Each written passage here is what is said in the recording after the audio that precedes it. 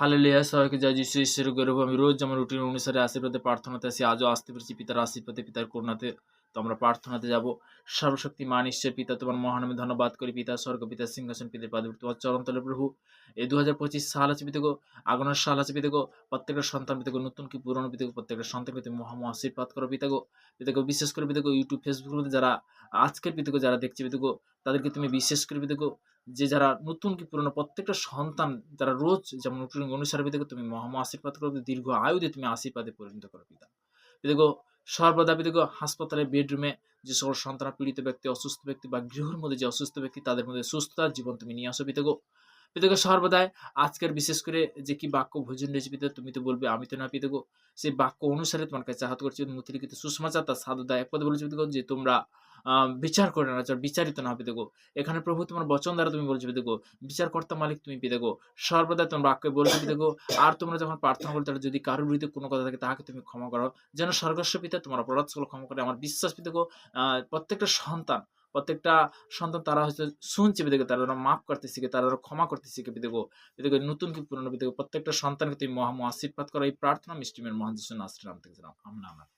Hallelujah! সবাইকে জয় যিশু ঈশ্বরের গৌরব। তো আমি সেই এক রাজা বলি তার বিশেষ করে ৩ অধ্যায় ১৪ পদ প্রভুর বচন কি বলছে?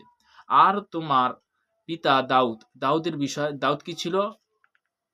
সলোমনকে বলল, আর তোমার পিতা দাউদ যেমন চলিত, তেমনি তুমি যদি আমার আজ্ঞা সকল ও আমার বিধি সকল পালন করিতে আমার পথে চলো, তবে আমি তোমার দীর্ঘ আয়ু করিব।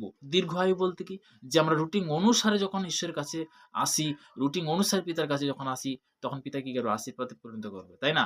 তো তেমনি বলতে কি এই ১০ বলছে, এক রাজা বলি তার ৩ অধ্যায় ১০ পদে ওখানে কি বলছে?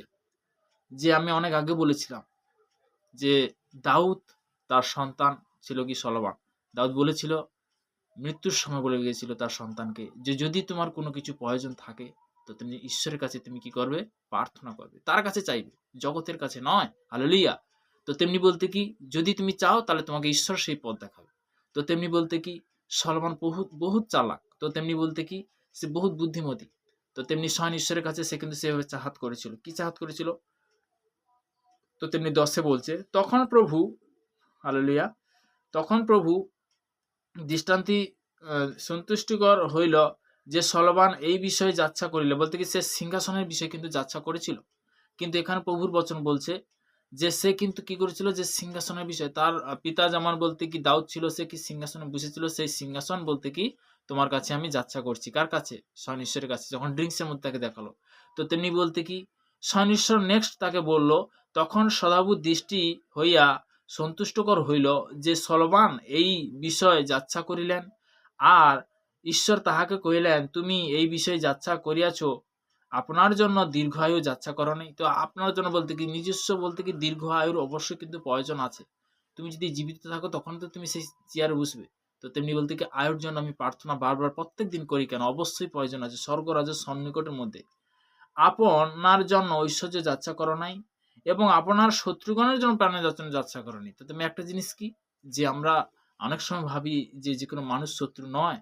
তো তেমনি বলতে কি সবটাই মানুষ কিন্তু সুন্দর। তো তেমনি পিতার বাক্য বলে যে কোনো ব্যক্তি আমরা যেন কুচোখে না দেখি, তাকে যেন সুন্দর চোখে দেখি। তো তেমনি প্রভুর বচন বলে গেছে, কথা বলে গেছে। আমরা যোহন লিখিত সুসমাচার তার ৯ অধ্যায় ১ পদে প্রভুর বচন কি বলছে? আর তিনি চাইতে একজন ব্যক্তি কি ছিল? সে অন্ধ ছিল। তাহার শিষ্যরা তাহাকে জিজ্ঞাসা করিলেন, রব্বি, এ কি পাপ করেছিল ব্যক্তি, না ইহার পিতামাতা যাইতে অন্ধ জন্মেছে? যিশু উত্তর করে কহিলেন, পাপ এ করেছে কিংবা ইহার পিতামাতা করেছে তা নয়, এই ব্যক্তিতে ঈশ্বরের কার্য যেন প্রকাশিত হয়। Hallelujah! Thank you Jesus name, praise the Lord. তো তেমনি বলতে কি, যে আমরা সত্যি কথা বলতে কি, যে যিশু কিন্তু এখানে ধর্ম নয়, জাত নয়, কিন্তু সে কিন্তু পাপীদের জন্য আসে। প্রভুর বচন বলছে। তো তেমনি বলতে কি আজকে যে ঈশ্বরের আশীর্বাদের বাক্যতে আমরা জুড়তে পারছি, তো তেমনি খুবই শীঘ্রই 2026 আরো সুন্দরভাবে আমি পিতার চাহাত করি, পিতার কাছে সর্বদা যারা সুন্দর বাক্য, সুন্দর যেন বাক্য আর শেয়ার করতে পারি পিতার আশীর্বাদে। তো পিতার আশীর্বাদে আজকে হয়তো আমি আসতে পেরেছি। আমিও স্বপ্নে ভাবিনি যে আমি যে ইউটিউবের মধ্যে যে ১ নয় ২ নয় $1 মিলিয়ন মানুষের কাছে যে সুসমাচার পৌঁছাবে, ঈশ্বরের গৌরব হোক। আমি কোনদিন স্বপ্নে ভাবিনি পিতা সুযোগ করে দিয়েছে। পিতাকে অসংখ্য ধন্যবাদ করি, প্রভুকে অসংখ্য ধন্যবাদ। তোমার মহানের প্রশংসা করি পিতা আজকের সুন্দর বাক্য দেওয়ার জন্য। কারণ তুমি প্রশংসা পাওয়ার যোগ্য প্রভু। তোমার গীত সংগীতা তার ১১২ অধ্যায় ১ পদে বলছে, তোমরা সদাপ্রভুর প্রশংসা করো, ধন্য সেই জন যে সদাপ্রভুকে ভয় করে, যে তার আজ্ঞাতে অতিমাত্র প্রতি হয়, তার বংশ পৃথিবীতে বিক্রমশালী হইবে। তাহার গৃহে ধন আশ্রয় থাকে, তাহার ধার্মিকতা নিত্যসীয়, সরল লোকের জন্য কি অন্ধকারের জ্যোতি উদিত হয়। হালেলুয়া। তো তেমনি বলতে কি আমি লাস্ট প্রার্থনাতে যাব। সর্বশক্তিমান ঈশ্বর পিতা, তোমার মহানামে ধন্যবাদ করি পিতা। স্বর্গ পিতা সিংহাসন পিতার পাদবী তোমার চরণতলে নিয়ে আসা অসংখ্য ধন্যবাদ করি পিতা। পিতাকে সর্বদা আজকে যে শান্তির বার্তা, শান্তির বাক্য দেওয়ার জন্য অসংখ্য ধন্যবাদ করি। যোহন লিখিত সুষমাতা ১৪ সাথে সাথে প্রভু তোমার বচন বলেছ, শান্তি আমি তোমাদের কাছে রেখে দিতেছি, আমার শান্তি তোমার দান করি। জগৎ যেরূপ দান করে আমি সেরূপ দান করি। তোমাদের হৃদয় উদ্বিগ্ন না হোক, ভীত না হোক। পিতাকে সর্বদা পিতাগো, কারণ তুমি সে ভয়ের আত্মা দাও না পিতাগো, তুমি সর্বদা সেই সাহসের আত্মা দিয়েছো পিতাগো। ২ তিমথী তার ১ সাথে বলছে, কারণ আমি তোমাকে ভীরুতার আত্মা দেননি, শক্তি ও প্রেম সুবুদ্ধির আত্মা দিয়েছি পিতাগো। বাক্য অনুসারে পিতাগো, যে আরো প্রভু তোমার বচন বলেছে পিতাগো, কেননা সর্বদা চলার পথে বলার পথে তুমি সেই আমার সেই দেবপ্রাণ আত্মা তোমার চরণে সমর্পণ করলাম। তুমি কন্ট্রোল করো। তুমি দেখো প্রত্যেকটা সন্তানকে তুমি সেভাবে তুমি বিদেগো সর্বদা তুমি সেভাবে কন্ট্রোল করো। বিদেগো নতুন কি পুরনো প্রত্যেকটা সন্তানকে তুমি আশীর্বাদে পরিণত করো। বিদেগো তোমার ক্রিসমাস তো অ্যাডভান্স আসছে বিদেগো, তোমার চাহাত করছি প্রত্যেকটা সন্তান, প্রত্যেকটা আগো ভাই, বিদেগো প্রত্যেকটা সিস্টার এবং ব্রাদার, বিদেগো প্রত্যেকটা ফাস্টারের জন্য প্রার্থনা করছি। তাদেরকে তুমি দীর্ঘায়ুতে তুমি আশীর্বাদ পরিণত করো। বিদেগো তাদেরকে তুমি আরো আগে বাড়াবে। দেখো ২০২৫ সাল আছে বিদেগো, ২০২৬ সালে বিদেগো মহা আশীর্বাদ করবে দেখো। তারা যেন তোমার সেবার জন্য যেন আগিয়ে আসছে পিতাগো, তাই দীর্ঘ আয়ু তুমি আশীর্বাদ করো পিতাগো। তারা যে সুন্দর শিক্ষা দিচ্ছে পিতাগো, তাদের আরো সুন্দর সুন্দর তুমি শিক্ষায় শিক্ষিত করো পিতা। পিতাগো সর্বদা যারা কালিসিয়ার জন্য বিশেষ করে পিতাগো ভলেন্টিয়ার, বিশেষ করে তারা যে সেবা করছে পিতাগো, প্রত্যেকটা সিস্টার এবং বিশেষ করে পিতাগো প্রত্যেকটা ব্রাদার, প্রত্যেকটা পিতাগো যে আত্মিক সন্তান, আমি সবার জন্য প্রার্থনা করছি। দেশ বিদেশের মধ্যে পিতাগো তাদেরকে তুমি সর্বদা পিতাগো আনলিমিটেড তুমি আশীর্বাদ করো পিতা। এই আমার চাহাত পিতাগো, এই প্রার্থনা মিষ্টি মহান যিশু নাসিরের নাম থেকে ছিল। Amen amen. সবাইকে জয় যিশু, ঈশ্বর করুক।